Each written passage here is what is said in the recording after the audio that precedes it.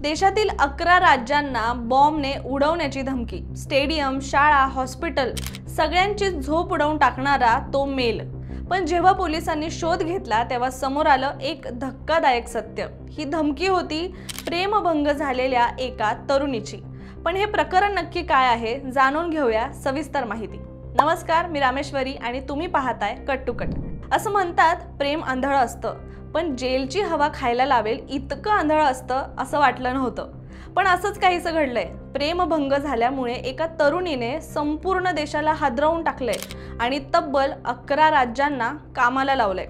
IPLचा season सुरू होता। अहमदाबादच्या नरेंद्र मोदी स्टेडियममध्ये क्रिकेटचा मोठा सामना रंगला होता। पण त्याच दिवशी गुजरात क्रिकेट असोसिएशनला एक मेल येतो, आम्ही तुमचं स्टेडियम उडवून टाकू, पाकिस्तान जिंदाबाद। ही धमकी पाकिस्तानकडून आल्याचं भासवलं जातं। त्यानंतर देशातील 11 राज्यांमध्ये मेडिकल कॉलेज, शाळा, सार्वजनिक ठिकाणी असेच मेल्स एकामागोमाग एक येऊ लागतात। धमक्यांचे तब्बल 21 मेल। Cyber crime expert, special ops team आणि दिल्ली अहमदाबादच्या पोलीस दलांची एक टीम या मेलचा तपास करू लागतात। Dark web, VPN, virtual number, सगळी पद्धत प्रोफेशनल टेररिस्ट सारखी।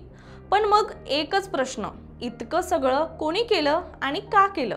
तपासाचे धागेदोरे शेवटी पोहोचतात चेन्नईच्या एका मल्टीनॅशनल कंपनीत, जिथे रेनी जोशिल्डा नावाची सीनियर कन्सल्टंट काम करत होती। सायबर क्राईम ब्रांचनं तिला अटक केली आणि पुढचा खुलासा सगळ्यांनाच हादरवून टाकतो। रेनी एका व्यक्तीवर जीवापाड प्रेम करत होती। त्याचं नाव दिविज प्रभाकर। पण हे होतं एकतर्फी प्रेम। दिविजनं फेब्रुवारीमध्ये दुसऱ्या मुलीसोबत लग्न केलं आणि तेव्हाच रेनीचं मन दुखावलं। त्यानंतर रेनीच्या मनात राग, द्वेष आणि सुडाची भावना निर्माण झाली। रेनीनं दिविजला अडकवण्यासाठी बनवले फेक ईमेल ID। काही ID तर थेट दिविजच्याच नावावर होते आणि त्यानंतर देशभरात मेल्स पाठवले, ज्यात बॉम्बस्फोट, पाकिस्तान, IPL, नरेंद्र मोदी स्टेडियम या सगळ्याचा उल्लेख होता। तिचं उद्दिष्ट एकच होतं, दिविजला पोलिसांच्या जाळ्यात अडकवायचं आणि त्याला बदनाम करायचं। या प्रकरणाबाबत सहपोलीस आयुक्त शरद सिंगल यांनी स्पष्ट केलंय की हे एकतर्फी प्रेम होतं आणि जेव्हा त्याचं लग्न झालं तेव्हा ही अस्वस्थ झाली आणि सुडाच्या भावनेच्या भरात ती सायबर क्राईमचा वापर करत देशाला वेठीस धरत होती। हे प्रकरण एक सायको थ्रिलरची कथा असावी असंच होतं। प्रेम, सूड, तंत्रज्ञान आणि देशाच्या सुरक्षेशी खेळ।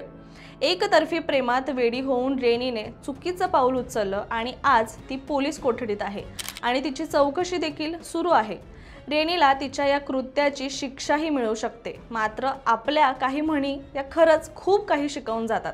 अति तिथं माती ही होतेच। मित्रांनो, रेनीने जे केलं त्याबद्दल तुम्हाला काय वाटतं?